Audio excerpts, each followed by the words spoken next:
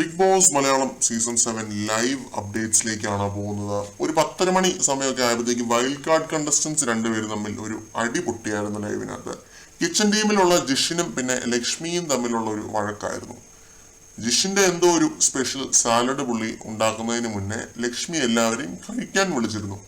ഡാലും ചോറും കഴിക്കാനുള്ളത് കൊണ്ടാണ് ലക്ഷ്മി എല്ലാവരെയും കഴിക്കാനായിട്ട് വിളിച്ചത് എന്ന് പറയുന്നുണ്ട്. മെയിൻ ഡിഷസ് രണ്ടും ആയതുകൊണ്ടാണ് വിളിച്ചത്. പക്ഷെ ജിഷിൻ വല്ലാതെ അങ്ങ് പൊട്ടിത്തെറിക്കുന്നുണ്ട് ലക്ഷ്മിക്ക് നേരെ. ഒരാവശ്യമില്ലാത്തൊരു പൊട്ടിത്തെറിയായിരുന്നു.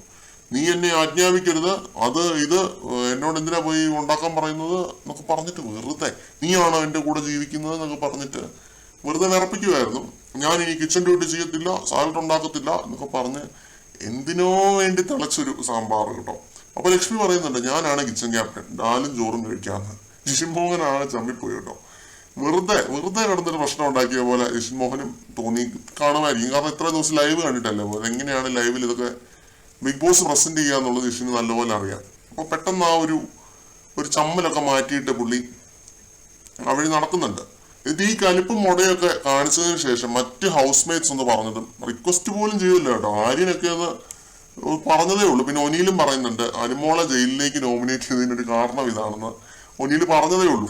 ജിഷിൻ ആ ഒരു സാലഡ് ഓടിപ്പോയി ഉണ്ടാക്കുന്നതായിട്ട് കാണിക്കുന്നുണ്ട്. പുള്ളി ബേസിക്കലി ഇതുവരെ ഒരു ചെറിയൊരു കോമഡി പീസ് ക്യാരക്ടറായിട്ടാണ് എനിക്ക് ഫീൽ ചെയ്യുന്നത് കേട്ടോ. ഇങ്ങനെ കോമഡി പീസ് ആക്കിക്കൊണ്ടിരിക്കുകയാണ്. ഇന്ന് രാവിലെ ആണെങ്കിലും ആ ഒരു വഴക്ക് റെക്കോർഡിങ് കണ്ടപ്പോഴാണ് വെറുതെ കോമഡി പീസ് ആവുന്ന കാഴ്ചയാണ് കണ്ടത്.